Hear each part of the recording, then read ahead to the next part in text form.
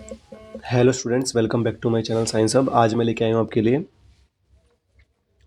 Sexual reproduction in human beings. तो हमने इस चैप्टर में पहले सेक्सुअल रिप्रोडक्शन पढ़ लिया है और सेक्सुअल रिप्रोडक्शन इन प्लांट्स पढ़ लिया है। तो आज हम पढ़ने वाले हैं sexual reproduction in human beings में। तो जिसके अंदर हमारा पहले मेल रिप्रोडक्टिव पार्ट आएगा, फिर हमारा आएगा फीमेल रिप्रोडक्टिव पार्ट। तो मेल रिप्रोडक्टिव पार्ट से स्टार्ट करेंगे। मेल रिप्रोडक्टिव पार्ट में हमारा पेयर होता है टेस्टिस का।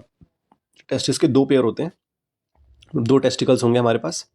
और उस टेस्टिस हमारा क्या करता है, मेल रिप्रोडक्टिव सेल बनाता है। मेल रिप्रोडक्टिव सेल यानी कि स्पर्म बनाता है, और उसके अंदर हमारा हार्मोन होता है टेस्टोस्टेरोन। ठीक है।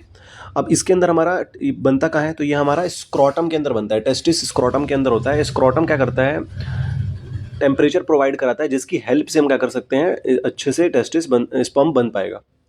फिर ये जब स्पर्म बन जाएगा तो फिर एक रास्ता होता है, पाथ होता है हमारा, जिसके तहत हमारा यूरेथ्रा तक जाता है स्पर्म।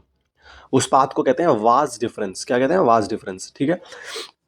अब यूरेथ्रा जो है वो इनक्लोज होता है मस्कुलर ऑर्गन से, जिसको हम कहते हैं पेनिस। ठीक है। और फिर इसके बाद हमारा ओपनिंग होती है जेनेटिकल पोर की। अब इसके अंदर दो ग्लैंड होते हैं, एक सेमिनल वेसिकल, एक प्रोस्टेट ग्लैंड। ये न्यूट्रिशन प्रोवाइड कराते हैं स्पर्म्स के अंदर। स्पर्म के अंदर न्यूट्रिशन प्रोवाइड कराते हैं। तो स्पर्म का अगर आपको स्ट्रक्चर देखना है तो ऐसा कुछ बनेगा। हेड होता है, टेल होता है। और अगर पूरा आपका मेल रिप्रोडक्टिव सिस्टम देखना है आपको, तो यहाँ पे आप देख सकते हैं वास्ट डिफरेंस पाइपलाइन है। यूरेथ्रा हमारा होता है, जिसके अंदर हमारा ओपनिंग के साइड होता है। टेस्टिकल्स हमारे दो होते हैं, और इसी के अंदर दो ग्लैंड है, प्रोस्टेट है, सेमिनल वेसिकल है, और ब्लैडर के अंदर यूरिन जमा होता है। ये आपको पता ही है। ठीक है। तो लेबलिंग के लिए इसका डायग्राम आ सकता है, तो लेबलिंग आप याद रखेंगे इसकी। अगला है हमारा फीमेल रिप्रोडक्टिव सिस्टम। तो फीमेल रिप्रोडक्टिव सिस्टम क्या है, जैसे उसके अंदर दो पेयर थे, इसके अंदर भी दो पेयर होते हैं। तो फीमेल रिप्रोडक्टिव सिस्टम में भी हमारा दो ओवरीज का पेयर होता है। अब वहाँ पे मेल रिप्रोडक्टिव सिस्टम हमारा क्या कर रहा था, हमारा बना रहा था स्पर्म। यहाँ बनाएंगे ये ओवा, ओवा यानी कि एग। और वहाँ पे हार्मोन था टेस्टोस्टेरोन, यहाँ निकलेगा हार्मोन ओस्ट्रोजन। ठीक है, याद रखेंगे आप ये। अब ओवरीज के अंदर जैसे वहाँ पे हमारे पास पाथवे क्या था, वाज डिफरेंस था। तो यहाँ पाथवे है, फेलोपियन ट्यूब कह सकते हो या ओविडक्ट कह सकते हो, जो एग को पहुंचाता है यूट्रस तक। ठीक है। दो ओविडक्ट हमारे बैग लाइक स्ट्रक्चर से जुड़ते हैं यूट्रस तक, हमने पढ़ लिया अभी। और इन वहाँ पे ओपनिंग थी हमारी पेनिस के आसपास, यहाँ पे ओपनिंग हमारी क्या है, वजाइना है ओपनिंग। ठीक है। तो ऐसा आपको पार्ट मिलेगा, आप इसको पढ़ सकते हैं। फेलोपियन ट्यूब, ओवरी है, यूरेथ्रा है, सर्विक्स है, और वजाइना है। इनको आप क्या कर सकते हैं, याद करके रख सकते हैं, और लेबल के लिए आ सकता है डायग्राम ये। ठीक है। अब दो चीज़ें हो सकती हैं, या तो फर्टिलाइजेशन होगा या फर्टिलाइजेशन नहीं होगा। फर्टिलाइजेशन होगा तो क्या होगा, फर्टिलाइजेशन के दौरान क्या होता है, during sexual intercourse the sperm of male enters into the female. तो हमारा स्पर्म जो है वो फीमेल के अंदर एंटर हो गया।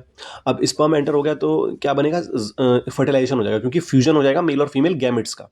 तो उससे बनता है जाइगोट।